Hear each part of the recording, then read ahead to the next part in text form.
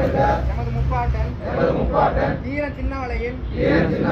வாரிசுகளாகிய நாங்கள் அவர்தம் 269ஆம் ஆண்டு பிறந்த நாள் இன்று உரிமை இழந்து அடக்குமுறைக்கு ஆளாக்கப்பட்டு அடிமைப்படுத்தப்படும் மக்கள் யாராயினும் அவர்தம் உரிமைகளுக்காக அறவழியில் போராடுவோம் என தமிழ் தேசிய கட்சியினர் நாங்கள் உறுதியேற்கிறோம். பழக்க வழக்கங்களுக்கும் தீய எண்ணங்களுக்கும் ஆட்பட மாட்டோம் என மண் மொழி இயற்கை வளங்களை பேணி பாதுகாப்போம் எனவும் இந்த மண்ணின் விடுதலைக்காக இன்னுயிரை தியாகம் செய்து